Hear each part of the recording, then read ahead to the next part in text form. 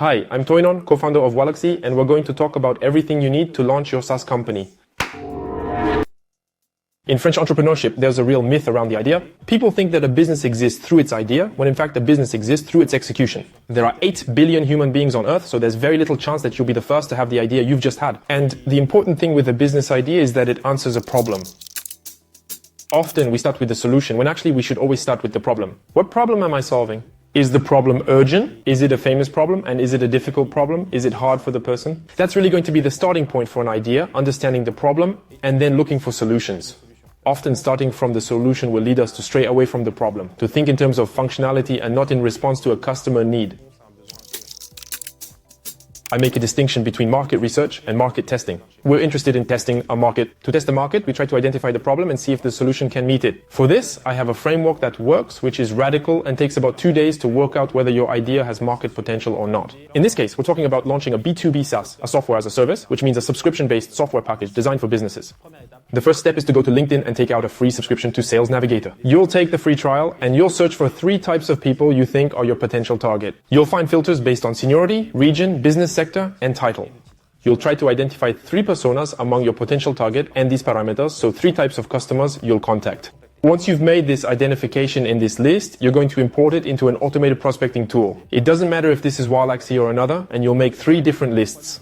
And for each list, you'll run 1 or 2 different campaigns to test messages. And in these messages, you're not going to try to sell, but to understand. The idea is to approach your prospect and say, hi, I've identified this problem that I think is shared by people in your profession or in your sector, and I'd like to try and find an answer to it. I'm about to launch a solution that can address it. Can we talk about it? Would you like to answer my questions? There are lots of possible approaches, but the idea isn't to sell. It's really to understand your customers' needs, to ask them about the problems they have today, to understand why they haven't been solved yet and what could solve them. The second step is to create a landing page. WordPress, Wix, whatever. There are plenty of free tools out there. Basically, for less than $30, you can buy a domain name and create a landing page. You take a template and try to structure your message. The structure of the speech is an impactful sentence that defines your value proposition and a sub-sentence that describes the product. So value proposition. For us, we're going to talk about use LinkedIn as your #1 acquisition channel. That's our value proposition. And underneath, we're going to be on the product description, a prospecting automation tool that's going to be simple and effective and allow you to contact X thousands of prospects per month, 6 months, a year. Then the idea is to determine the 3 features that are going to be key, the 3 key elements that either differentiate you or bring value to your customer. For us, it's going to be send messages automatically on autopilot, personalize your approaches, and find your prospects' emails to feed your CRM, for example, whatever. The idea is to define these 3 key things that will be the 3 components of your landing page, and at the end, a call to action to sign up for a beta. There are 2 options for signing up for a beta. Either you create a form. The advantage is that you'll be able to collect lots of emails and make contact. But the problem is that you won't be able to interact with your audience. My favorite trick is to create a fake LinkedIn account that I'll use as CEO or growth manager at the product I'm creating, and its role is to collect all beta registrations.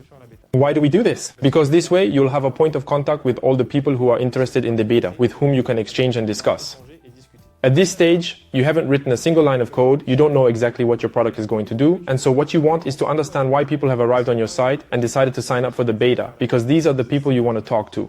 You build your site, you put up your LinkedIn, you spice up your LinkedIn a bit, a nice banner, a fake photo, a title that clearly explains that when you get in touch with him, you can sign up for the beta, and off you go, and you'll be able to interact with these people. Once you've done that, you launch your Waalaxy campaigns with your main account and start prospecting people you think might be your customers, trying to send them to your site and see how many convert. If you get more than 30 beta subscribers out of 1,000 people you contacted, something's going on. That's when you really have to dig deep. There's a market potential. In terms of budget, for me to launch a SaaS, you need around $100. $30 to buy your domain name, set up your landing page, and let's say the rest to find a logo and find servers to host your code. Basically, that's what you need to launch your product. The main problem with launching a SaaS is finding a developer with whom to partner to code the product. Almost all companies that outsource their development fail because you need a feedback loop and a very rapid cycle. So working with an agency that needs to be told what the user needs and that doesn't even talk to the users, so having developers who are outsourced to another country and who are going to code stuff that they don't even know what they're coding and you yourself don't really know what you want to code is going to be extremely problematic. So a successful SaaS company is one that has 1 or more developers on its entrepreneurial team. Today, in the world of SaaS, there are 2 types of SaaS companies. So software as a service, there are sales-driven companies and product-driven companies. Sales-driven companies are often those with complex tools, which are very expensive per year, which they sell to a small number of customers, and where the sales process is handled by a salesperson. These are companies. That's the majority of SaaS companies today. And so the sales process is going to be, I book a demo, the guy will adapt, the product can be customized for my company, it will synchronize with my tools, and so on. We're dealing with fairly complex bricks, which often target large companies, big accounts with fairly lengthy sales processes. And then we have a second category of companies that are product-driven or product-led growth. So the idea is that the product will sell itself, it's self-service, the user arrives and often has a 1-week free trial or 2-week free trial, and they'll get onboarded on the tool all by themselves and have to discover the functionalities by themselves and derive value all by themselves. With this tool, we often have chat, telephone or email support, no interaction with the salesperson, and I'm going to get the value out of the product on my own, onboarding myself, just as I'm used to doing when I'm an end consumer. And nobody gives me a Spotify demo when I sign up for a Spotify subscription, so we're going to be following the same logic, except that we're going to be on slightly bigger budgets because we're in B2B, so it's interesting. There's no one type of SaaS that's better than the other, but it's hyper important from the outset to understand what you're going to do. Because when you're sales driven, you're going to put all your energy into making a product that delivers value, that's stable, that can often be integrated with other tools, and to have salespeople who are efficient in the sales process. On the other hand, when you're doing product-led, which is our case, you're going to be extremely demanding in terms of product simplicity and user experience. And with these products, you really have to think about the onboarding, so the first few minutes of experience with the product as a separate part that leads the user to see the value. That's why it's a good idea to look at your customers and see where they've already been in the product, all of them. What are the steps required to become a customer? And then we'll create a path for the product's arrival so that all prospects, all users who test the product are obliged to go through these stages to maximize conversions. And this paradigm is fundamental. And so, when you launch your business, you need to understand which category you're in to know which levers you're going to use to grow your business. If you're in the product-led growth category, a company where the user is going to use the product on his own, without assistance, without a demo, without a salesperson to configure it for him, etc., then you need to understand what levers you're going to use to grow your business. The user experience issue is crucial. It's really crucial, and that's where a lot of companies go wrong because they think they have to systematically add features to give more value, whereas often we need to simplify the product. Today's classic user only has a few seconds of attention to give, a few minutes of energy to give to a product. So, if they don't see the value very quickly in their onboarding, they're going to leave very quickly. And that's what we do. We launch a tool. If after 3 minutes you don't understand how it works and nobody gives you a demo, you leave and never come back. And that's the real problem because often you never come back. So we're going to have to build a path into the product that will bring the user to see the value as quickly as possible. We call this the R moment, meaning that there's a place, a moment in the product where the user goes, whoa, that's what I came for. And to understand what the R moment is, we need to look at our existing customers and the stages they've gone through. There will be 80% of customers who have gone through specific stages. 1, 2, 3. We'll have to identify them and then create an onboarding path that will ensure that the maximum number of users are taken through this closed path to these 3 stages, these 1, 2, 3 steps, and then see the value. This is quite fundamental and will enable us to maximize our conversions from user to customer. And then overall, in the design of a product-led growth, there's a fundamental component, which is to ask ourselves each time we add a feature, if the value it brings is sufficient compared to the value it takes away from the existing base. Let me explain. Today, we have a lot of users who are not at all familiar with new technologies, and every button, every element on a page will add to the cognitive load. In other words, if I'm on a page with 10 functionalities, I have 10 options, 10 buttons. And as a user who doesn't know the product or who has trouble with it, I have 10 elements to analyze to understand what actions I can take with these 10 buttons. And that's going to create a cognitive load that's going to diminish my ability to see the value and understand the steps I need to take to see the value of the product. And so sometimes we think that by adding a feature, we're going to add value. Yes, I can do more things with the product, but sometimes doing more things will create a bit of a paradox of choice, which is the more choices you have, the harder it is to choose. And that's exactly what's going on here. We're going to have a cognitive load. That means the user will be faced with too many choices, won't understand what's expected of them to see the value, and will therefore leave, and will lose that customer because it's too complex. That's the real challenge. When you add a feature, you have to ask yourself whether the value it brings won't diminish, serving a part of the base that's already satisfied with the features you're offering, and to whom it will add complexity and cognitive load and things to understand, thus increasing their chances of leaving or decreasing their conversion rate. A fundamental thing when you launch your business is to be in contact with your customers as often as possible. What we did very early on was to set up a chat support. The big advantage of chat is that you can manage asynchronous conversations yourself, do other things at the same time, and get lots of feedback all day long from your users. In the beginning, when you're on your own as an entrepreneur, you're not there to structure things, to set up complex processes, and actually you're going to develop your intuition. Once again, the aim is not to sell, but to understand. So you're going to talk to your users and try to understand their problems. If you have the same problem 3 or more times in the same day, sometimes it's going to be a request for features, sometimes it's going to be friction. I don't understand how I do that. The how is very important, especially in a product-led growth model. You need to look for what users don't understand to simplify the path, and then you'll have 2 options. So let's say I have a dozen users this week asking me how to perform a certain action on the product. This means that, first of all, it's an action that's important to them. So it means that I might have to build on this feature, improve it, etc.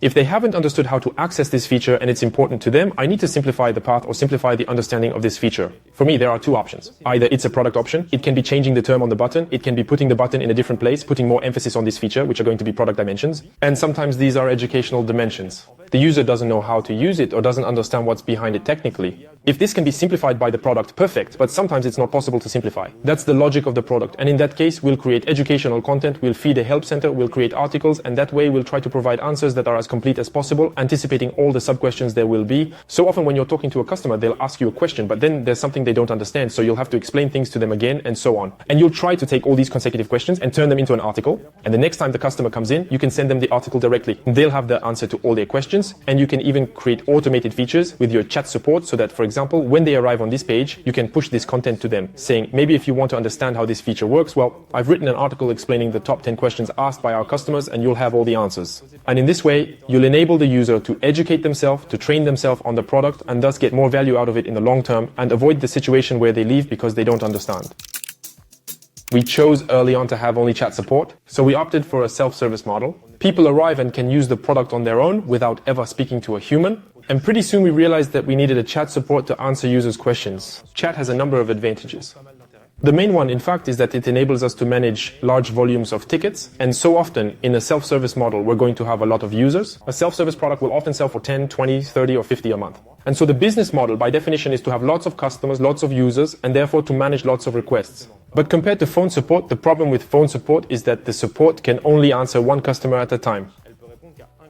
However, from our side, we're able to handle a dozen simultaneous chat conversations for one support agent and thus manage 10 times as many customers as we can with phone support. On top of that, there are major advantages to chat support. The first is that we'll be able to structure answers. So our support teams will have saved answers to frequently asked questions. Today we have over 600 saved answers, so they'll be accessible in just 2 clicks, making it possible to offer complete structured answers to customers in a matter of seconds. The customer opens a ticket and gets an answer straight away. With this, we are able to help better. Actually, when it comes to software, the paradox is that customers often think they'll be better helped over the phone because they're used to expressing their needs orally.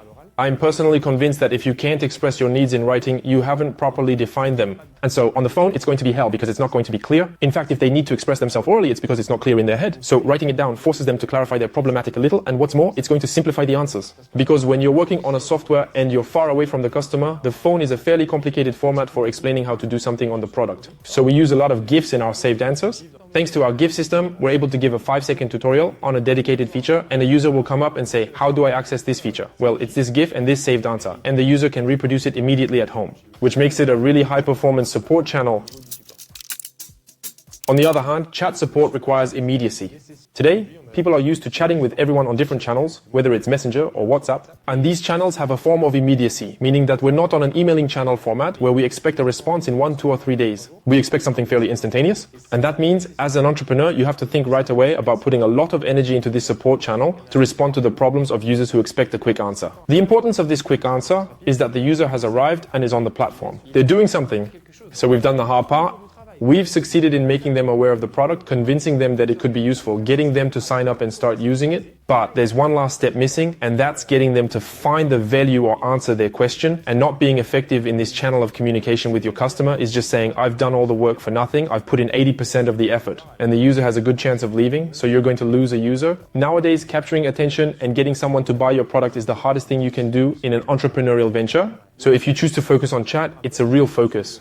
In the early days of the company, that was our prio. We'd have the chat open on a screen and we'd try to answer in under 30 seconds. We really had the game of trying to answer in under 30 seconds. Obviously, the bigger the company, the more complicated it got. But the idea was really to provide the best possible answer to the customer as early as possible in the process. And that, as an entrepreneur, is also what allows you to build your intuition. And so it's one of the things you almost have to delegate as late as possible, or at least when it becomes impossible to manage. In our case, we had to wait until it was a full-time job, which meant we were working shifts one day, me, one day, my associate, to start delegating this task.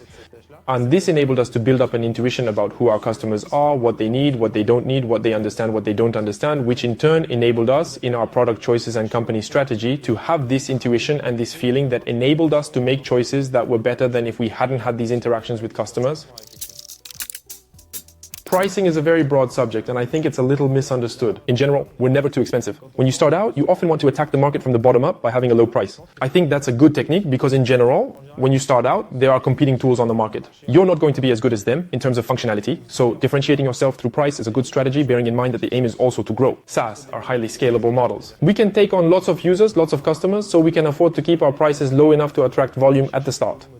It's going to simplify conversions, it's going to simplify customer acquisition, but I wouldn't have any specific advice on how to set your price. You take a look at the tools available, define a precise price, and go from there. If nobody pays, it's because you're too expensive or your product doesn't deliver the value, one of these two problems. In general, when nobody pays, it's because your product doesn't deliver the value. And then the important thing is to iterate on prices. We regularly raise our prices, and the aim is that the more well-known you are, the easier it will be to sell at a high price. So in the beginning, as part of a market penetration strategy, we don't go for high prices, we just want to do volume. And the further you go, the more you're going to increase the prices of new users, but also of past users. That's a choice you have to make on your own. And the idea is to regularly increase these prices. And often, when we increase our prices by 30%, we get 30% more sales. So the important thing is really to increase your prices over time and to see when the ceiling is reached and when the price is too high for people. And that's going to be the key to pricing. As far as I'm concerned, there's only one fundamental metric that's interesting in a business. How much sales do you bring in? In any case, at the start, the aim is to bring in sales, and with that comes sales growth. How much my sales grow? It doesn't matter whether you want to set up a company on a self-financed basis, without fundraising, or with financing, with fundraising, with dilution. The metrics you need to look at in all cases is how much you're cashing in. Then, if you want to be self-financing, you need to maximize your margin. So what percentage profit do you make on each sale? And if you're looking to raise capital, you'll be looking to maximize your sales growth. Investors don't really look at profitability at startup, but rather at growth. As for growth, in the first 3 months, you look at it on a weekly basis. Am I doing better every week? If you're doing less than 3% better, you don't have a product market fit, and you still have to try and understand who your customers are and what they want and match the product to that.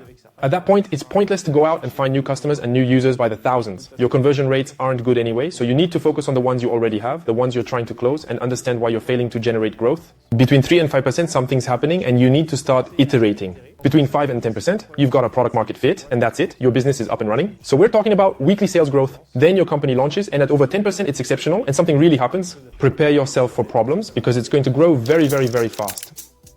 To sum up, if you want to launch your SaaS business, in my opinion, it's not a question of means, it's not a question of technique, it's more a question of mindset. Objective, understand what my customer wants, develop the functionalities, iterate, and really focus on implementation. I understand the need, I develop something, I see if it works, and I start again in this loop.